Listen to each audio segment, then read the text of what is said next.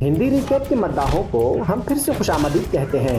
ناظرین، اس فلم کی ابتدا فرانس کی ایک جیل سے ہوتی ہے جہاں ہم سیم سے ملتے ہیں، ایک خاموش مزاج شخص جو بغیر کسی جھگڑے کے اپنی سزا پوری کرنا چاہتا ہے۔ جب کسی غلط فہمی پر ان کے جرم میں ایک چھوٹی سی بات پر لڑائی چھڑتی ہے تو وہ ان سب سے دور رہتا ہے۔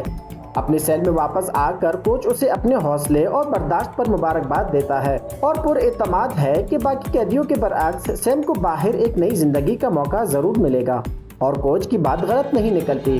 کچھ ہی عرصے بعد ہم دیکھتے ہیں کہ سیم کو پے رول پر رہا کر دیا جاتا ہے۔ اپنی زندگی کی نئی شروعات کا موقع اس کے ہاتھ میں ہے، لیکن اس کا مطلب یہ نہیں کہ ماضی اس کا پیچھا چھوڑ دے گا، بلکہ اس کے برعکس ہوتا ہے۔ جلد ہی اسے فارات کے آدمیوں نے گھیر لیا جو کہ اس کا سابقہ باس ہے۔ سیم اپنی قسم پر قائم رہتا ہے اور دوبارہ فارات کے لیے کام کرنے سے انکار کر دیتا ہے، چاہے یہ فیصلہ اس کے لیے کتنی ہی خطرناک نہ ہو۔ وہ اپنی نئی زندگی شروع کرنا چاہتا ہے۔ پیرول آفیسر کی مدد سے اسے نہ صرف رہنے کی جگہ ملتی ہے بلکہ مزدوری کے طور پر نوکری بھی مل جاتی ہے۔ ایک دن بارش والے دن سیم دیکھتا ہے کہ کنکریٹ مکسچر اس کے ساتھی عیسیٰ پر گرنے والا ہے۔ وہ فوراً حرکت میں آتا ہے اور عیسیٰ کو اس کی مصیبت سے بچا لیتا ہے۔ اس واقعے کے بعد عیسیٰ اس کا شکریہ ادا کرتا ہے اور اعتراف کرتا ہے اگر سیم وقت پر نہ آتا تو اس کی ٹانگ کی حالت بہت خراب ہو جاتی۔ اسی دن کے اختتام پر سیم کو فورمین کی طرف سے خوشخبری ملتی ہے۔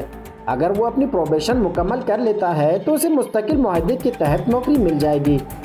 سیم خوشی خوشی گھر لوٹتا ہے، لیکن اس کی خوشی زیادہ دیر تک نہیں رہتی جب وہ فارات کے آدمی کو آتے ہوئے دیکھتا ہے۔ اس بار ان کی تعداد زیادہ ہے۔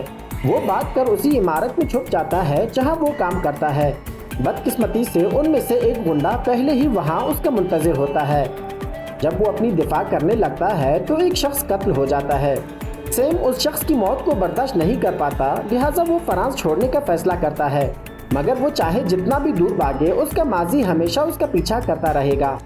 اب دکھایا جاتا ہے کہ ان واقعات کے 5 سال بعد سیم تھائی لینڈ کے ایک پرامن ماہی گیر گاؤں بینک میں زندگی گزار رہا ہے۔ فرانس کی پرانی اور کھدری گلیاں اب ماضی کا حصہ بن چکی ہیں۔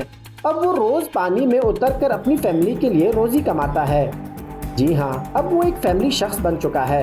اس کی فیملی میں اس کی بیوی میاں اور اس کی بیٹی ڈارا تھائی لینڈ کی طرف سے ملنے والی سب سے خوبصورت تحفہ ہے، اور سب سے اچھی بات یہ ہے کہ ایک بچہ بھی آنے والا ہے۔ وہ یہاں سکون کی تلاش میں آیا تھا اور اسے محبت مل گئی۔ زندگی سے اور کیا مانگ سکتا ہے؟ اگرچہ وہ گاؤں میں محنت کرتا ہے مگر صرف ماہی گیری سے خاندان کا گزارا نہیں ہوتا، اس لیے وہ دن میں ایک ایئرپورٹ پر سامان اٹھانے کا کام کرتا ہے اور اس کی بیوی ایک ریسٹورانٹ بار چلاتی ہے۔ پھر بھی یہ کافی نہیں۔ سیم کی اصل کمائی ایک ایسی جگہ سے ہوتی ہے جس پر اسے فخر نہیں، ایک باکسنگ رنگ۔ ایک ایسا شخص جو تشدد کو ناپسند کرتا ہے۔ وہ مکے مارنے میں غیر معمولی مہارت رکھتا ہے۔ اس میں کچھ حصہ اس کے تجربہ کار ٹرینر ہینس کا بھی ہے جو ہمیشہ وقت پر درست مشورہ دیتا ہے۔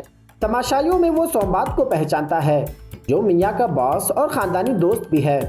اگرچہ کوئی شخص جو تمہارے خلاف شرط لگائے اسے دوست کہنا مشکل ہے۔ اگلی فائٹ میں سیم کو اپنی سب سے بڑے شرط لگانے والے سے حکم ملتا ہے کہ وہ آخر راؤنڈ میں جیتے، مگر جب وہ دیکھتا ہے کہ سومبات اپنی جیت کے بارے میں فکر مند ہے تو سیم کے پاس کوئی چارہ نہیں ہوتا۔ اسے جان بوجھ کر یہ فائٹ ہارنا پڑتا ہے، کیونکہ اگر سومبات کا پیسہ ڈوبتا ہے تو اس کی فیملی بھی متاثر ہو سکتی ہے۔ اس فائٹ کے بعد سیم اپنی بیوی اور بیٹی کے ساتھ ساحل پر جاتا ہے۔ دن کے اختتام سے پہلے سیم اور میاں اسی زمین کے لیے روانہ ہوتے ہیں جسے وہ کافی عرصے سے لینا چاہتے تھے۔ میاں ہمیشہ سے اپنا ریسٹورانٹ کھولنے کی خواب دیکھتی آئی ہے۔ جب ایک سرکاری اہلکار اس کی کاغذات چیک کرتا ہے تو معلوم ہوتا ہے کہ میاں تو فرانس سے تعلق رکھتی ہے اور اس نے ڈارا کو ایک ایسے مرد سے پیدا کیا تھا جو اسے فرانس میں چھوڑ گیا تھا۔ اس کے علاوہ اس کے کاغذات مکمل ہیں۔ مسئلہ سیم کے ساتھ شروع ہوتا ہے کیونکہ اس کے پاس اپنے ملک کی شناختی دستاویز نہیں، لہٰذا آفیسر زمین دینے سے انکار کر دیتا ہے۔ جب میاں احتجاج کرتی ہے تو آفیسر اطلاع دیتا ہے کہ ایک نیا خریدار بہتر آفر کے ساتھ سامنے آیا ہے۔ یہ خبر میاں کو بہت مایوس کر دیتی ہے، مگر سیم اسے تسلی دیتا ہے کہ وہ کوئی اور حل نکالیں گے۔ رات کو سیم زومبات کے پاس اس نئی خریدار کی معلومات لینے آتا ہے، ایک آدمی جس کا نام نارنگ ہے۔ کچھ عرصے سے نارنگ نے تقریباً آدھے ساحلی زمین پر قبضہ کر لیا ہے۔ سومبات کہتا ہے کہ وہ بات تو کرے گا مگر کچھ وعدہ نہیں کرتا کیونکہ نارنگ بہت خطرناک آدمی ہے۔ آخرکار سیم کی ملاقات نارنگ اور اس کی رائٹ ہینڈ کیسم سے ہوتی ہے۔ دونوں سیم کی زمین خریدنے کی پیشکش پر ہنستے ہیں اور کہتے ہیں کہ یہ پہلا موقع نہیں کہ کوئی غیر ملکی کسی تھائی عورت کے چکر میں زمین لینے کی کوشش کر رہا ہے۔ مگر جب وہ دیکھتے ہیں کہ سیم سنجیدہ ہے تو نارنگ کہتا ہے جیسے وہ خود بھی اس ملک میں موقع کی تلاش میں آیا تھا، اسے بھی کسی نے موقع دیا تھا، اب اس کی باری ہے۔ سوال یہ ہے کہ سیم اس کے لیے کیا کر سکتا ہے؟ جواب سادہ ہے، اسے بس ایئرپورٹ پر ایک چیز پہنچانی ہے۔ سیم فوراً یہ کام قبول کر لیتا ہے اور اسے ایک بریف کیس دیا جاتا ہے جسے ایئرپورٹ لے جانا ہوتا ہے۔ جیسا کہ اندازہ تھا کہ اس میں منشیات ہیں، نارنگ کی نظروں کے سامنے سیم پر اعتماد ہو کر بریف کیس ایئرپورٹ لے جاتا ہے، مگر اس کا حوصلہ اس وقت ٹوٹتا ہے جب وہ ایک سونگھنے والا کتا دیکھتا ہے۔ وہ بے تحاشا دوڑتا ہے اور ایئرپورٹ سے فرار ہو جاتا ہے اور قریبی جنگل میں چھپ جاتا ہے، یہاں تک کہ محافظ اس کا پیچھا چھوڑ دیتے ہیں۔ گاؤں واپس آ کر وہ کچھ مشتبہ افراد سے ملتا ہے جو واضح طور پر خیر سگالی کے لیے نہیں آئے تھے۔ جلد ہی سیم گھر پہنچتا ہے اور اپنی فیملی کو لے کر وہاں سے فرار ہونے لگتا ہے۔ بدقسمتی سے غنڈے پہلے ہی دروازہ پر پہنچ چکے ہوتے ہیں۔ وہ کہتے ہیں کہ یہ وہ انجام ہے جب تم نارنگ کو دھوکہ دیتے ہو۔ سیم پھر موقع برسانے پر اتر آتا ہے۔ اگرچہ اس کی جدوجہد قابل تحسین ہوتی ہے مگر اس کا کوئی فائدہ نہیں ہوتا۔ غنڈے اس کی بیٹی کو اٹھا کر لے جاتے ہیں، مگر میاں کو بچاتے ہوئے سیم کے سر پر زور سے چوٹ لگتی ہے جس سے وہ بے ہوش ہو جاتا ہے۔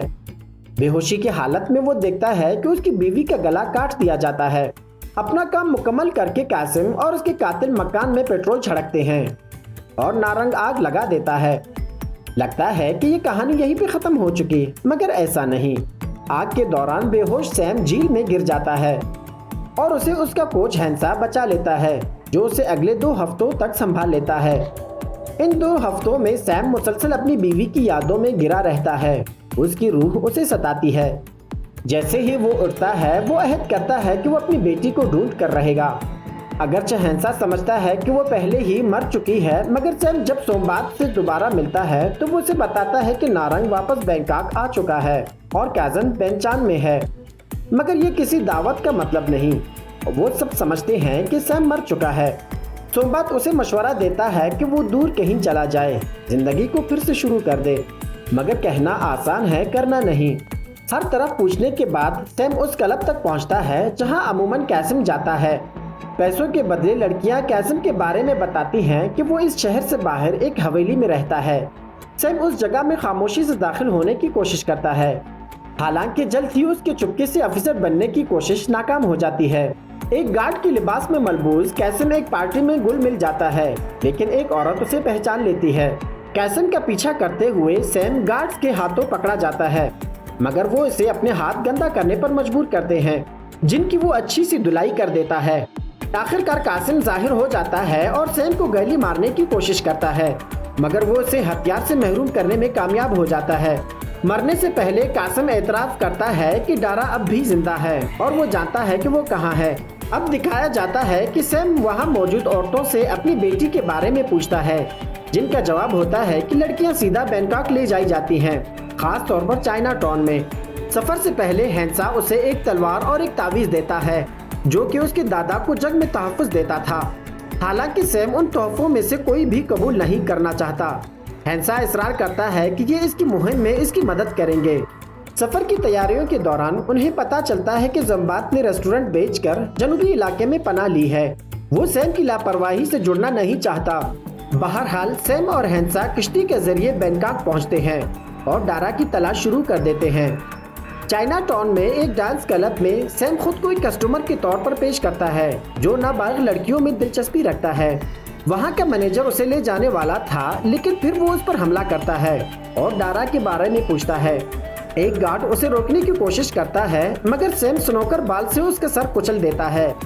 مینیجر اسے وعدہ کرتا ہے کہ وہ اسے نارنگ کی رہائش کے بارے میں بتائے گا۔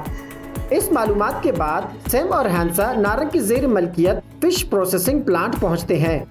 ہینسا گارڈ کو اپنی طرف متوجہ کرتا ہے، جبکہ سیم کام کرنے والوں سے اپنی بیٹی کے بارے میں پوچھتا ہے، یہاں تک کہ ایک عورت خاموشی سے اسے پیچھے آنے کی دعوت دیتی ہے۔ اس طرح سیم ان علاقے تک پہنچتا ہے جہاں لڑکیاں کام کر رہی ہیں۔ گارڈ سے نمٹنے کے بعد وہ ان لڑکیوں سے ڈارا کے بارے میں پوچھتا ہے۔ وہ بتاتی ہیں کہ وہ یہاں کچھ دن رہی تھی، حالانکہ اسے کل کشتی کے ذریعے یہاں سے لے جایا گیا تھا۔ لیکن نورنگ اب بھی یہاں موجود ہے۔ اس کے باوجود نورنگ تک پہنچنے کی راہ میں بہت ساری رکاوٹیں ہیں۔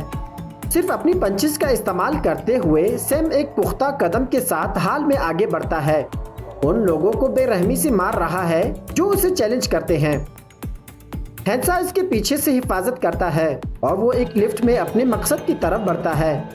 اندر وہ نورنگ کے بہترین قاتلوں کا مقابلہ کرتا ہے اور ہار ماننا کوئی آپشن نہیں۔ یہ جانتے ہوئے کہ سیم قریب آ رہا ہے، نورنگ اسے رائفل کے ساتھ استقبال کرتا ہے، مگر وہ اپنے گارڈ کو نیچے کرتے ہوئے سیم کے زخمی ہونے کے باوجود اس کی حفاظت میں کمی کرتا ہے۔ حقیقت یہ ہے کہ جو گینگسٹر فرانس میں حادثاتی طور پر مارا جا چکا تھا وہ فرحات کا بھائی تھا۔ نتیجے کے طور پر فرحات نے کیسم کو اس کا پیچھا کرنے کے لیے بھیجا تھا۔ جب وقت آیا انہوں نے سیم کے لیے ایک جال بچھایا اور زومبات نے اپنے گھر کا پتہ اسے بتا دیا تھا۔ یہ کہہ کر نورنگ سیم کو گلا گھونٹنے کی کوشش کرتا ہے، لیکن سیم وہیں پہ پڑے ایک شیشے کے ٹکڑے سے اسے قتل کر دیتا ہے۔ اب باہر آتے ہوئے سیم بری طرح زخمی حالت میں ہینسا سے ملتا ہے، جو اسے آخری بار دیکھنے کے لیے انتظار کر رہا تھا۔ سیم بینگچان واپس جا کر سومبات سے پھر سے مقابلہ کرتا ہے اور وہ اعتراف کرتا ہے کہ وہ ہمیشہ میاں سے بہت محبت کرتا تھا، سیم سے زیادہ۔